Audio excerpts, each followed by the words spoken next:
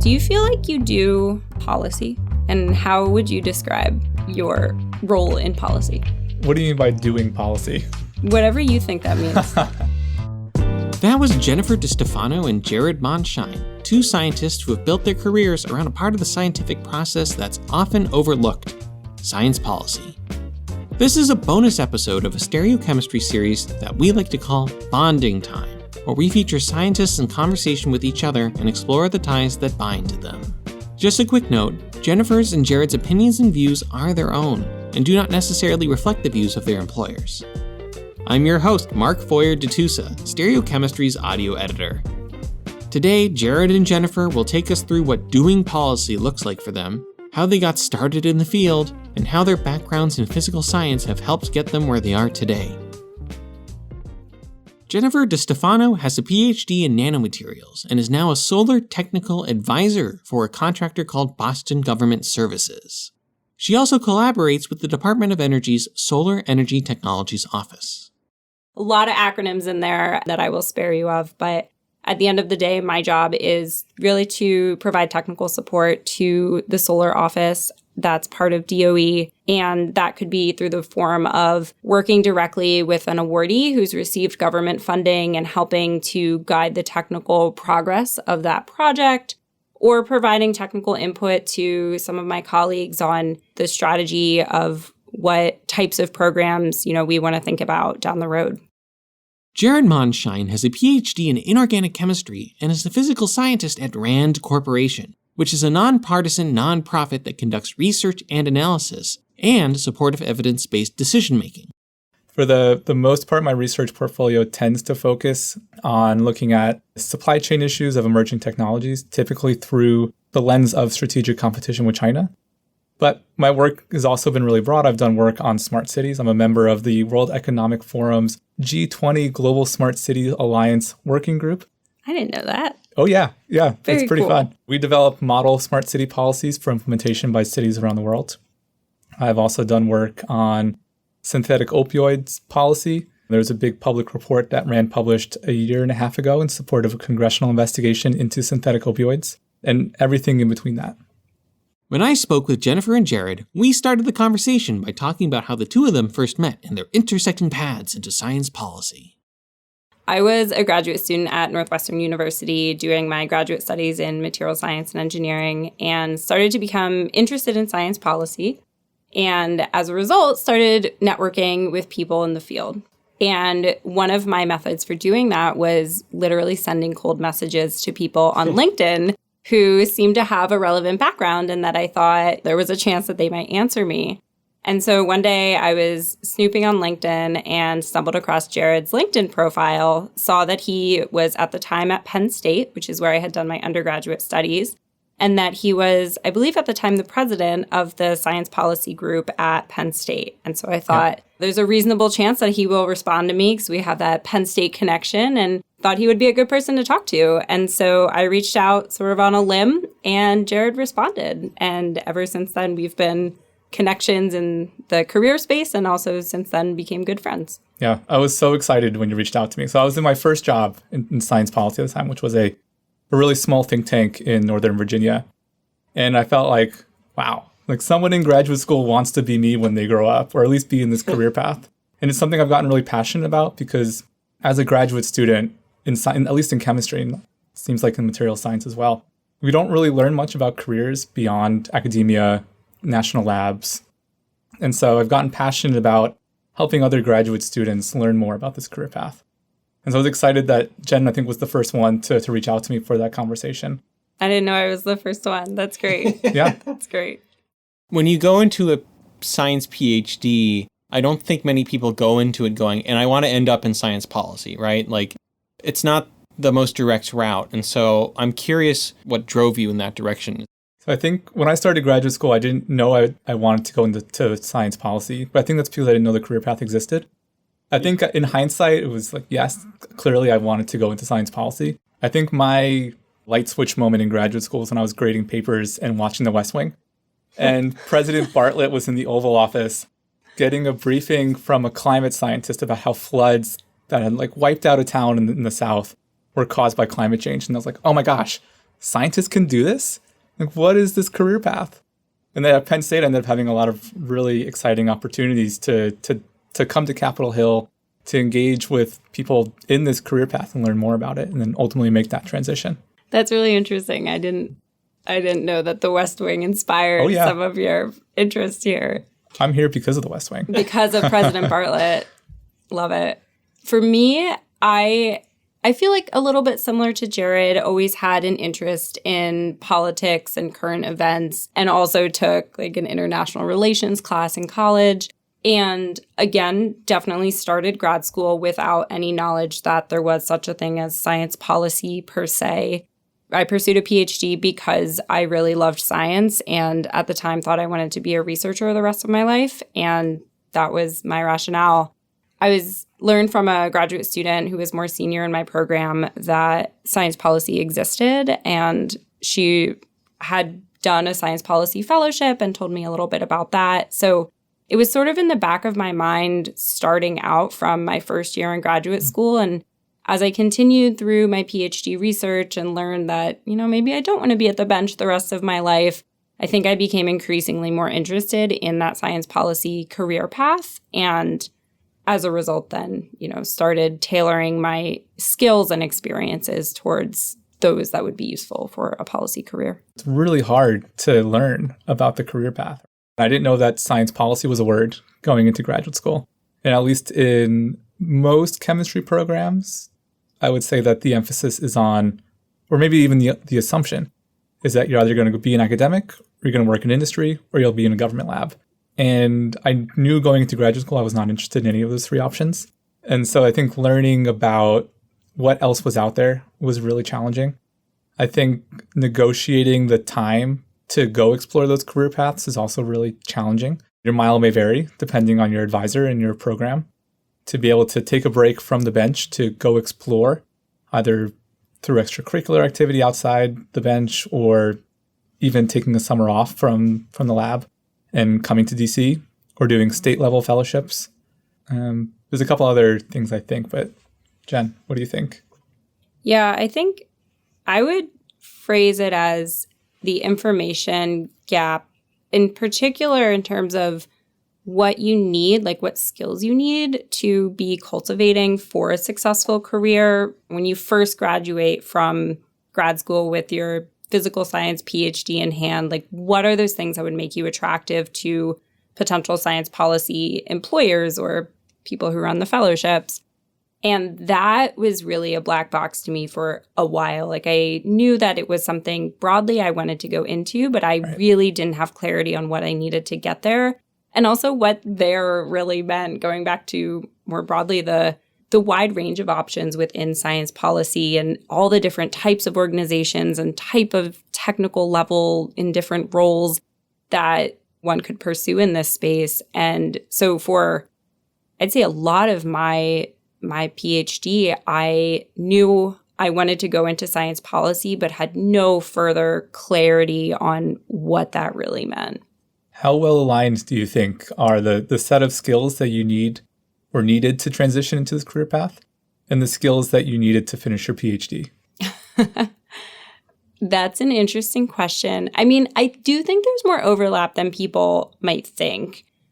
I think that during my PhD, I generally am interested in science communication and writing, and so I did tend towards doing the workshops and the written papers for the public and things like that were sort of naturally of interest to me, and also very valuable skills in policy. But those are not core areas for a PhD, right? They're not. And so, right. I think a lot of the project management skills for finishing your PhD, getting it over the finish line, making sure you're going to submit your defense on schedule and you have all your experiments sort of scheduled and balanced such that you get the results when you need them. I think that is definitely an element that's useful probably in most career paths, but especially science policy in my experience.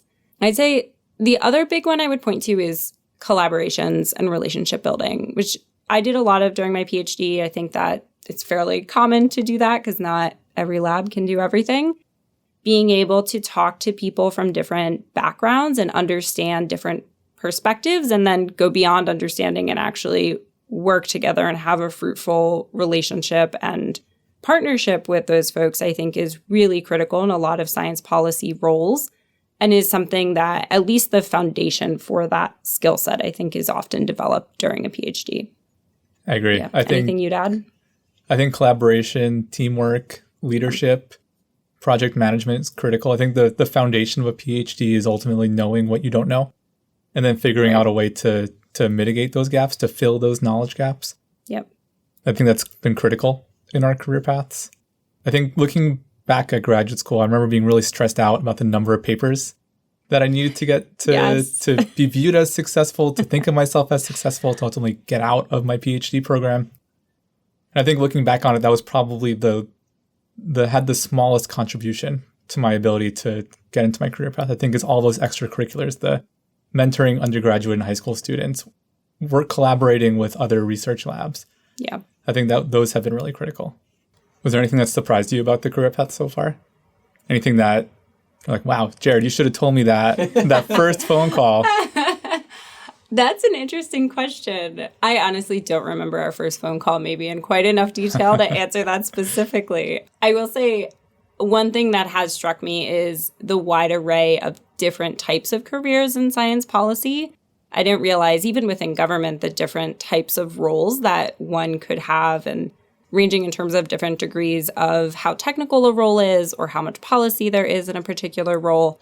And so I think that's definitely an element that I just didn't realize how much diversity of the types of roles there was in the field of science policy. That you could be at the bench or you could be in the halls of Congress, right, and everything in between. Right, exactly. Yeah, what about you? I'm curious.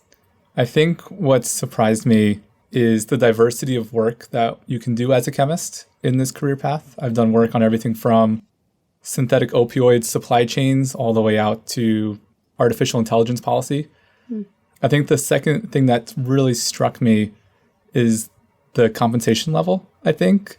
So I was expecting to enter the nonprofit space, to enter the public policy space from me stereotyping it as I am not going to make anywhere near as much as I would in chemical industry. And I think that paradigm for me has completely shifted, where a lot of think tanks, government contractors in which you can do science policy are extremely competitive with the chemical industry. And that's really surprised me.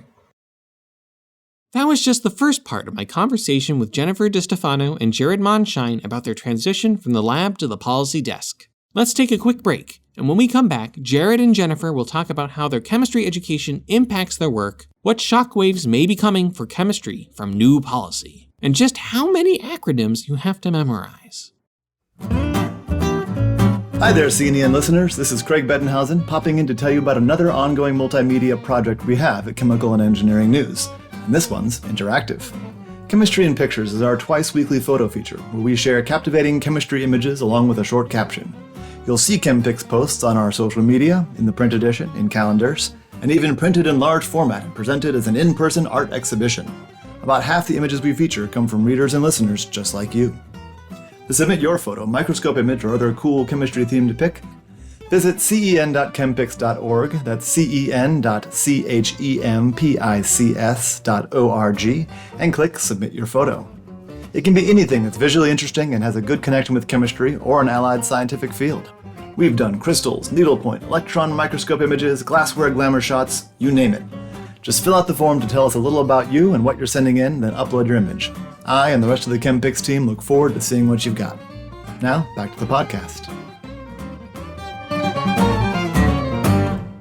Before the break, we heard from Jennifer and Jared about how they learned about the possibility of a career in science policy, how that led to their meeting, and what skills they feel like they transferred from their science PhDs into their policy offices. In the second part of the show, we'll hear about some of the bumps in the road they encountered getting their start, how research in chemistry may respond to trends in policy, and how much of their chemistry PhD they bring to bear in their work. Let's get back to our conversation. What about challenges when you first started? I remember just the sheer number of acronyms. The just having to learn all about government and how things get done and how to help the government get things done. I'm still learning how the government works. The number of acronyms is, yes, absolutely insane. I actually just asked my mentor today about a new one that I hadn't seen yet after working with the Department of Energy for 9 months. So those sorts of things are always an ever-going challenge, I would say, because these are large, complex entities that operate in a lot of different ways depending on what agency you're talking about, or part of government, or part of the NGO space even, right, that all serve very different roles a lot of times. I remember it being really challenging to learn about all the different levers that are active and trying to learn about the different politics that are associated with agencies and offices within those agencies and sub-offices and learning about all the layers of the bureaucracy. Yeah, absolutely. I remember at one point, so I've like to think in a very structured manner, as you surely know by now, and I remember asking someone that I was on a networking call with if she could give me like the categories of organizations within science policy to pursue. Like I knew government was one, and now I know government is many actually small ones. Right. I knew think tanks were one, but that was a bit of an amorphous definition to me.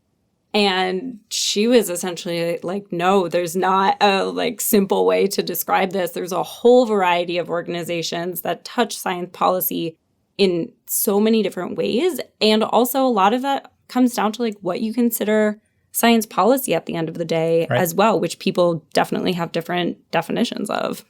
Jared, I'm curious your perspective on how much of your day-to-day chemistry knowledge you think is used in your current role versus more broadly your problem-solving skills. Because for me, I feel like a lot of my material science knowledge is applied on a daily basis, in addition to, more generally learning about new topics. But what would you say? I think for me, it's very project dependent. I think for when I'm working with city officials on technology adoption, I'm probably using 0% chemistry, 100% project management and collaboration. Sure. I think when I'm working on projects related to battery supply chain problems, that's probably more stretching more towards my technical expertise, where I can start to understand how batteries work, how some of these other technologies work, to then be able to understand some of the opportunities and drawbacks, I think, of those technologies that are really important for decision makers to understand. So it sounds like you effectively maybe transition from almost more of a science generalist to a subject matter focused chemist, depending on the project. Would you say that's fair? Totally. I think there are many hats that need to be worn, sometimes at the same time, right? Sometimes it's very quickly jumping back and forth between being a science generalist and needing to understand the implications of these new artificial intelligence algorithms versus going very deep and needing to understand semiconductor fabrication routes. Right. And I think it's interesting because in my experience at a small clean energy think tank, my role was very much more that science generalist, research generalist, where I was not on a daily basis hardly at all using my material science expertise and background. And so that is something that has been really different for me since moving over to Boston Government Services and providing support to the Department of Energy, where I am, and I think I was largely hired because of my material science background and that specific expertise that I'm bringing, again, because of my background in characterization and imaging and crystal growth. And so I do think that really exemplifies in a lot of ways the range of technical, maybe depth is the right word, that one can see in a science policy career, where you can go from being never talking about the details of your PhD topic again to really focusing on that in a government setting. I think that's one of the really beautiful things about a science policy career path is that it truly is choose your own adventure. That you can go as deep technically on any one topic, or you can be very broad and stretch across the realms of science, even going beyond chemistry. Do you feel like you are informing policy, or how would you describe like your role's relationship to policy? I think I see the nuance that you're trying to draw. I think I agree with your interpretation that I am doing science policy, but I'm not doing the science policy, if that makes sense. I think my career path is science policy. Right. But me at a think tank, I am not the one creating and implementing policy. Right. I think I am assisting, I'm providing evidence to best guide the development and implementation and often evaluation of the policy. Yeah. But I see my role at a think tank of there being a very clear barrier between supporting the policy versus doing the policy. From your science policy perch, where do you think chemistry is going? What is the focus? And obviously it's material science chemistry. Like, you're going to have one view of that, but I'm just curious what you guys think. I think thinking about science as a whole has historically been very open, and scientists benefit from collaborating with talent, equipment, ideas around the world to advance our science. It's something that I think we both did as PhD students. And I think is usually foundational to advancing science and doing what we're passionate about. But I think from the federal government's perspective, and we saw this recently with the Department of Justice's China initiative, in which a couple of really well-known and well-respected chemists got wrapped up in a federal probe because they were collaborating with a foreign country that may or may not have had nefarious goals for that collaboration. I think it's sort of a brave new world out there. And this is sort of a pivot point, like profound, mic drop. Again, that's not the future of science. I think it's more of a concern of how do we maintain the spirit of science, of being open and collaborative and doing work for the benefit of society.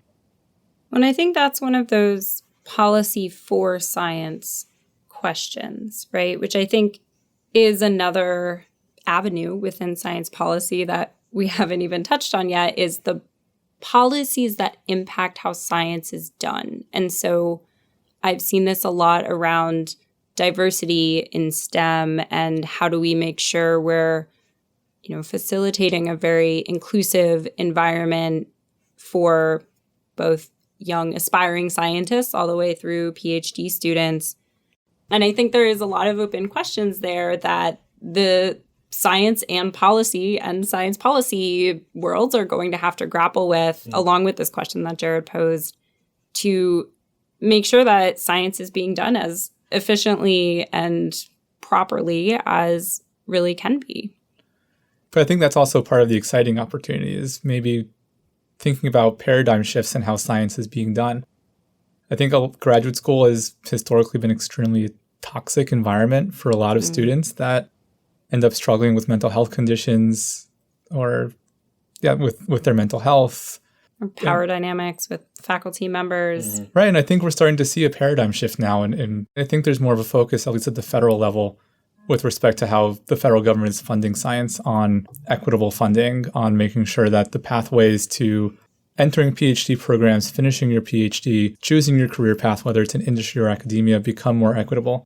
And even going beyond that, or going beyond academia alone, I think the federal government also is doing work to facilitate the inclusion of more diverse folks in technical projects, across the board. And that, I think, while it doesn't maybe impact PhD or graduate students directly, is absolutely still encouraging that pipeline of the need for more diverse scientists. And especially in climate change, it's an all hands on deck situation, and we need all the brightest minds if we're going to solve this. And so I think looking and, bringing folks into science who are interested in science, even who don't have a scientist in their family and such, I think is really critical. If you're interested in learning more about career opportunities in the wide world of science policy, you can reach out to Jennifer and Jared on LinkedIn. We'll include links to their profiles in the show notes. And if you'd like to hear more firsthand stories of what it's like on the policy side of science, check out our bonus episode from February 21st, 2020, when Stereochemistry spoke with 6 chemists about their year-long science policy fellowships in Washington, D.C. We'll link to that too. Special thanks to Jennifer and Jared for taking the time to join us in the Stereochemistry studio. This episode of Stereochemistry was written and produced by me, Feuer DiTusa. Gina Vitale edited this episode. Full credits for this episode are in the show notes. Stereochemistry is the official podcast of Chemical and Engineering News. C&EN is an independent news outlet published by the American Chemical Society. Thanks for listening.